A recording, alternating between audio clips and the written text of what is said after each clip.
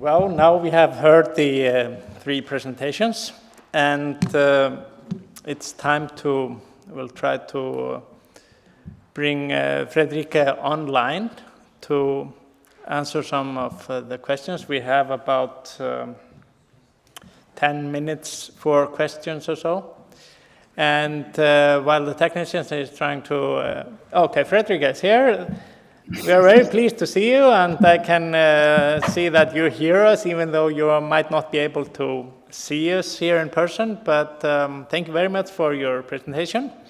And in light of time management, I would like to start with the first question.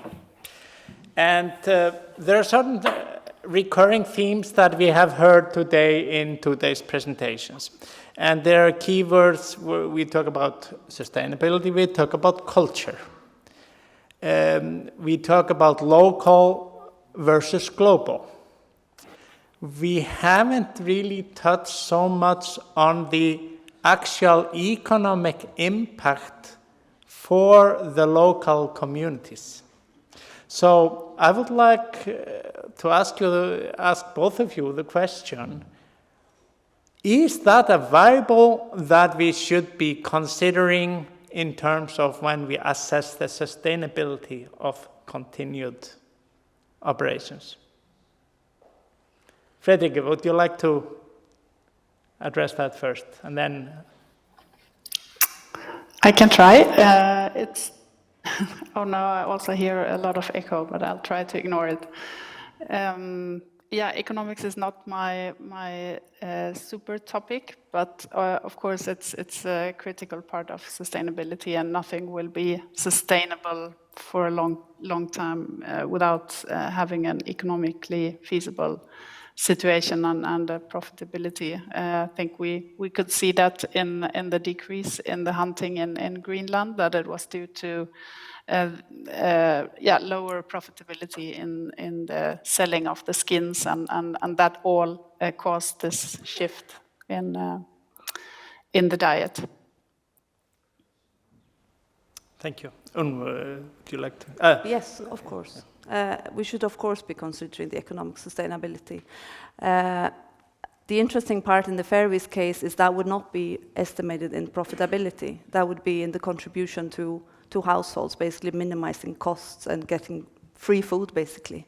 But in other cases, there's a commercial element to it as well, or at least the effect on, again, on the local population, the local communities. We see that has devastating effects. I saw some things when I kind of tried to prepare also from other places where food insecurity is terrible. I mean, it is devastating consequences, and this reduction in hunting will have implications for food security of people, of children, and so forth. So, but the economic side is, of course.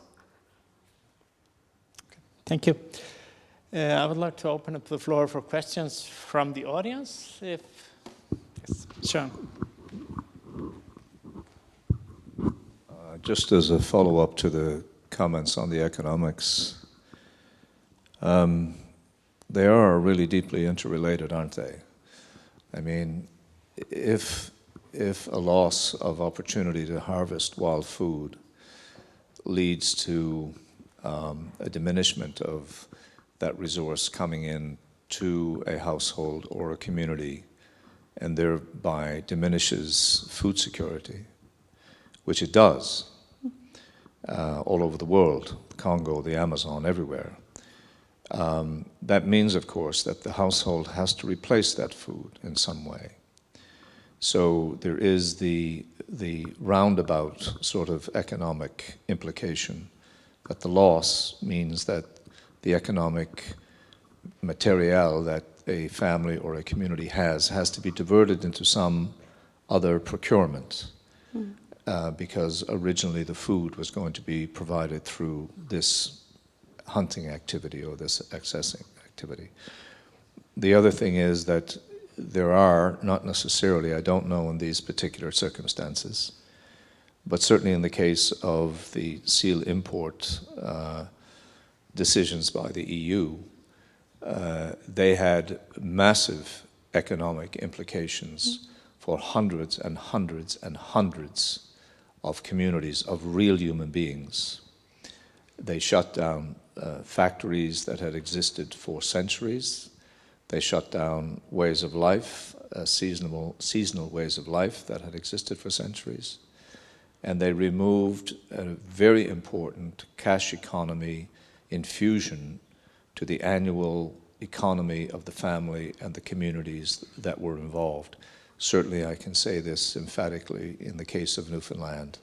It was a devastating thing for many, many, many people. And the final thing I would say on economics is we all know that rural people have economic systems that are built of, pieces that are hinged together. They rely not just on one thing, they rely on many different things. And they're like rivets in the fuselage of a plane. You can take so many of those out of the plane and it will still fly, but eventually it will crash if you take too many. And the home economy and community economy of these rural peoples, you can only take so many pieces out before ultimately their economies decline. Thank you. So kind of a follow-up on that. So all of you have mentioned, yes, the economics are important and there's an adverse impact on the communities. But part of the issue that we're dealing with is also, what does that then do to the climate question? Does that increase the release of greenhouse gases due to increased transportation of the food to the local communities? If you would comment on that.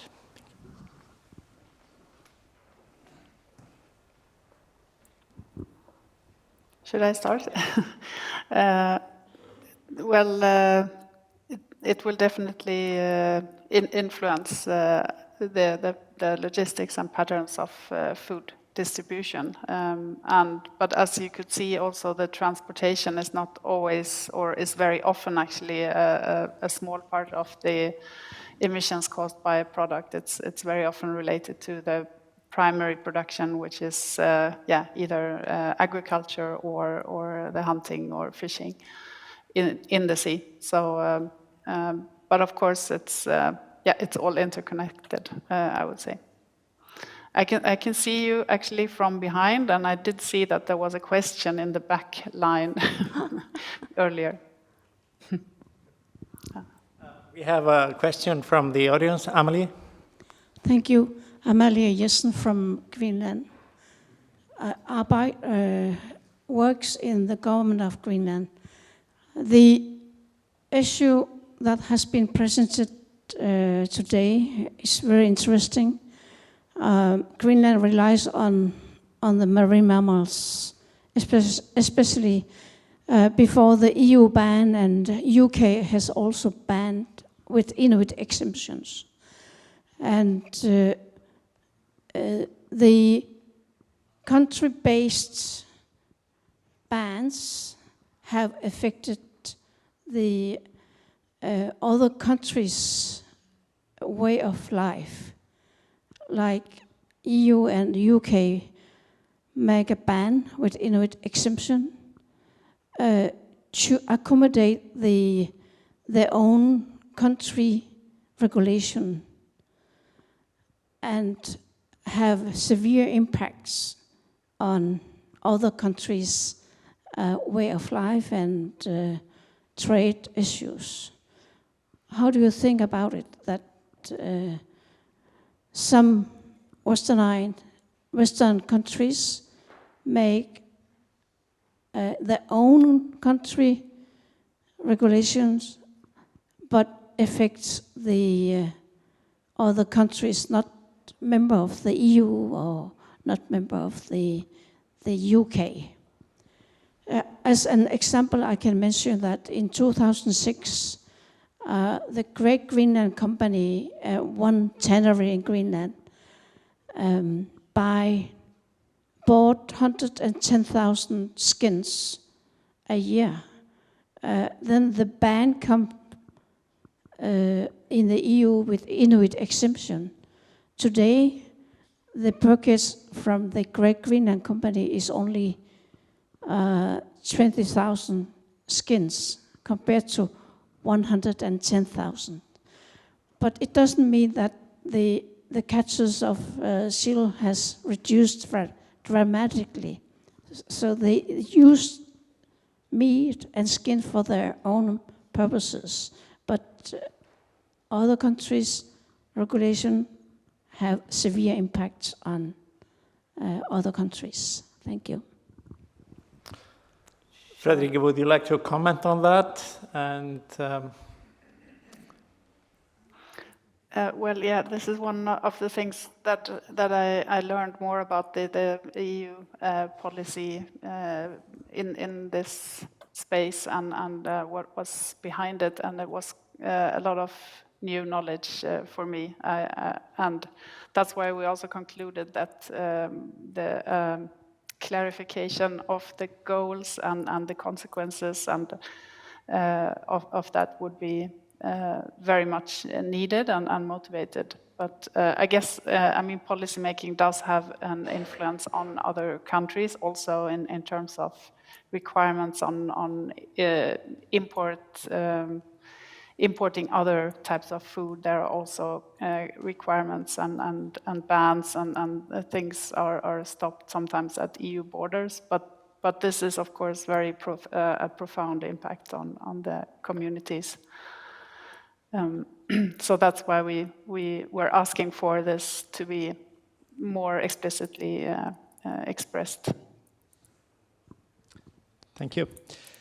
So we have kind of run out of time, but even though we are a little bit over time, I would like to ask you on the last question. You mentioned in your presentation the possible adverse health effects. And if you could conclude with the comment on that in terms of sustainability. And does that mean that, okay, if the continued consumption produces negative health effects, what impact does that have on the sustainability of the utilization of the resource? Yeah. Okay. So first, I mean, there are health risks with associated. Now again, I will use the pilot whale.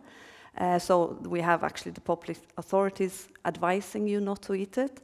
At the same time, it has a lot of benefits, so healthy benefits, right? So for instance, one example, and I'm no expert in this at all, so I'll probably say something super stupid, but the illness CDD, carnitine transporter deficiency, we had a few. I'm not sure if this is just anecdotal, but there are people talking around this. This is something Faroese people have consumed a lot of whale, and you get a lot of carnitine from whale meat. Now, we had some sudden, if you have this disease, you can quite suddenly get some heart failure or episode of some sort, and you basically die.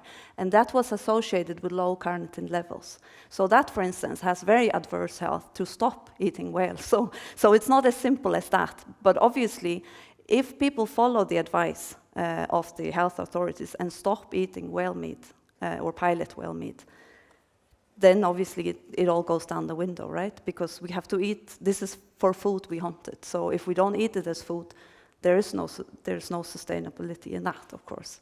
But it's never really that simple, is it?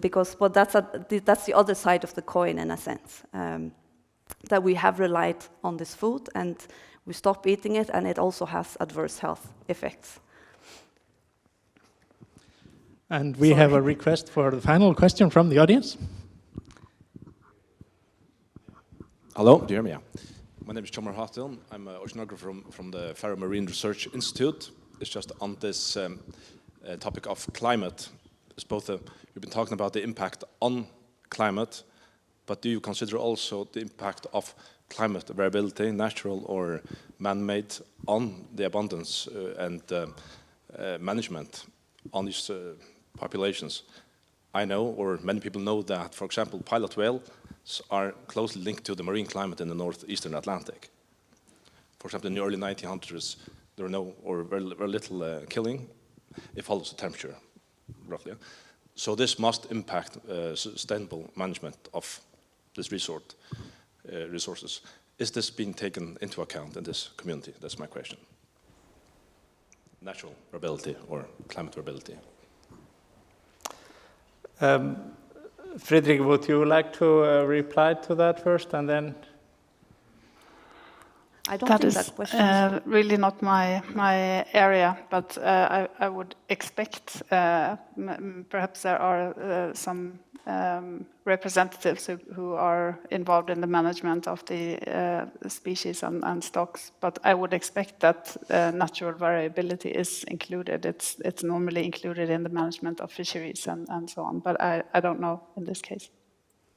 Yeah, I agree. This is not a question for the two of us, I guess. It's more for the man. I don't know enough about NAMMCO and how they work with it, but I assume there is a comment somewhere else in the room about how that's included. Well, we have our good friend Shane here who has all the answers. I don't have all the answers to this particular question, but it is a highly relevant question. There are massive shifts of populations all over the world due to climate change, and they are affecting the demographics and abundance of species, which obviously will affect our capacities to harvest. But I wanted to come back to the last question, actually, which was about the idea of distant, value systems being brought to bear on local systems and having very significant impacts on how local peoples can therefore act and market their product or whatever the imposition might be.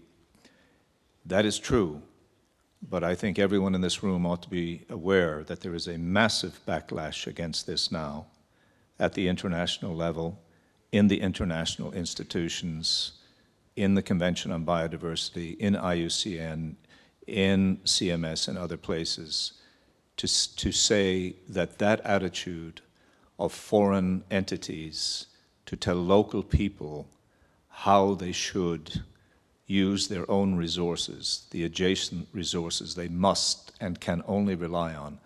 This is now being couched in terms of neo-colonialism, which is frightening the political entities and governments in Europe and in other parts of the world, and making them less inclined to make these kinds of decisions outright. And as an example, I will tell you, they are freeing up and moving away from bans on the import of trophy-hunted animals, some of which are highly endangered as a result of a fear of being classified as neo-colonialist in their value systems.